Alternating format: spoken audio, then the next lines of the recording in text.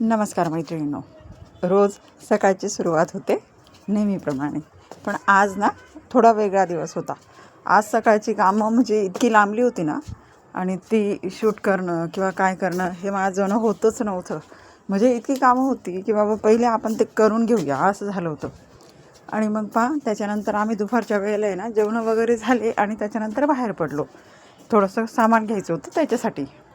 आणि खरं सांगू का, बाहेर गेल्यावर आहे ना कधी कधी असं होतं की आपल्याला जे नाही पाहिजे ना तर आपण ते पण घेऊन घेतो, आणि कधीतरी असं होतं की आपल्याला जे पाहिजे ते पण भेटत नाही आणि आपण ते म्हणजे महाग आहे किंवा काय, त्यामुळे आपण ते पण घेणं टाळून देतो.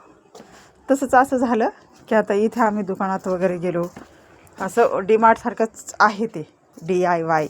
मी तर डायरेक्ट डाय बोलते, पण मुलगी त्यासाठी पण ओरडते, त्याच्यामुळे मग DIY.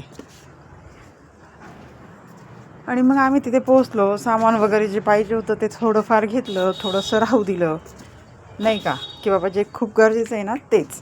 आणि त्या गोष्टी पण अशा आहेत ना की साध्या आहेत, त्याच्यामुळे मी त्या काही तुम्हाला दाखवल्या नाही, त्या काही शेअर केल्या नाही आहेत. आणि मग येता येता आम्हाला खूप उशीर झाला. म्हणजे संध्याकाळ, म्हणजे जसं आम्ही संध्याकाळच्याच वेळेला निघालो होतो ना, 4-4:30 वाजता.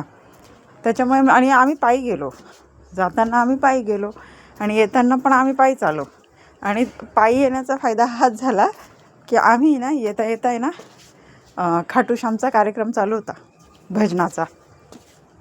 म्हणजे ते भजन पण आम्हाला थोडा वेळ आम्ही तिथे थांबलो, थोडंसं ते भजन वगैरे ऐकलं, थोडंसं रिलॅक्स झालो तिथे, नाही का, थोडा वेळ बसल्यानंतर.